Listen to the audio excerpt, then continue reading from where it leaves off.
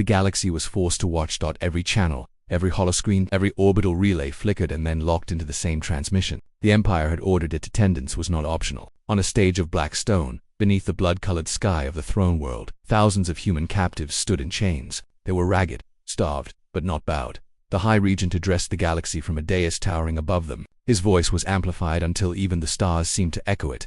Behold the end of Earth, behold the death of its rebellion. Let all who dream of defiance understand the fate of humanity awaits any who resists the Empire's will. At his command, the killing began. Plasma fire ripped through the prisoners. Some were vaporized instantly. Others were dragged screaming into furnaces, their agony broadcast in unflinching detail. The crowd of aliens on the throne world roared in delight.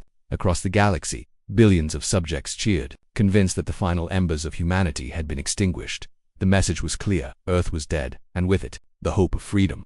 But the Empire had miscalculated. They thought the spectacle would erase humanity from history. Instead, it carved fury into the memory of every survivor. Far from the gaze of imperial eyes, humanity still lived. Scattered colonies deep in the void, old sleeper ships drifting between stars, outposts hidden within asteroid belts, all had endured. Silent and watchful, in those shadows, a different humanity had been forged. Not the fractured nations that once quarreled on Earth, but a singular people united by one truth. The Empire had to burn. They built in secret. Warships black as obsidian, armed with weapons forbidden by galactic law. Artificial intelligences exiled from the galaxy for their danger were resurrected, bound to human command. Whole generations were raised in silence, their lullabies not of peace but of vengeance.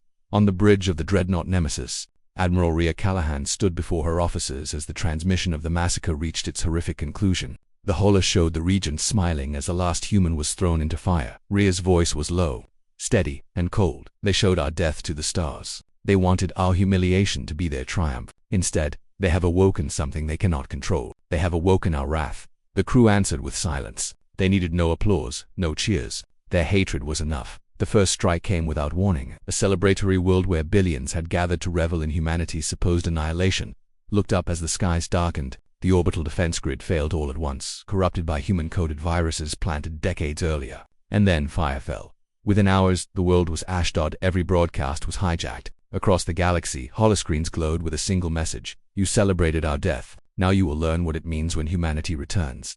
The Terran fleet emerged from hiding, ships moving like predators unleashed. They did not come to occupy. They did not negotiate. They struck, vanished, and struck again. Fleets crumbled. Space stations were torn apart, and imperial admirals began to whisper the unthinkable. Humanity was not extinct. Humanity had become death itself.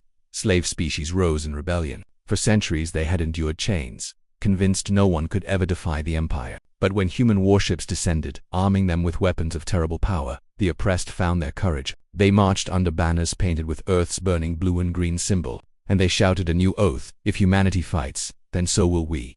The Empire had broadcast humanity's end. Instead, it had broadcast humanity's resurrection. The war escalated into legend at Atheron's Rift. A single Terran destroyer lured an entire fleet of Imperial battleships into a gravity storm, collapsing the rift and annihilating them all.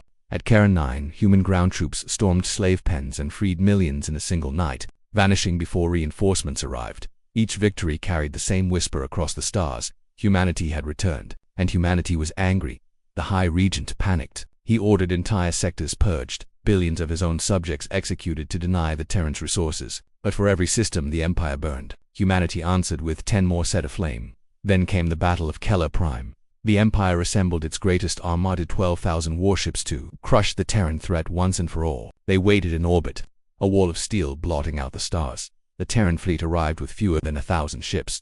But numbers no longer mattered. Human vessels moved like shadows through slipstream rifts, striking from impossible angles. Weapons ripped open space-time, turning dreadnoughts into burning wreckage. Imperial fleets broke, scattered, and fled. Out of 12,000 ships, fewer than 200 escaped. The galaxy trembled. Admiral Callahan stood before the wreckage of Keller Prime. Her message broadcast across every channel that had once shown humanity's slaughter. You thought you had killed us. You thought humiliation would break us. Instead, you have awoken a fury that will never rest. We are humanity. We do not forgive. We do not forget. And when you try to erase us, we return stronger than before. This is not war. This is justice.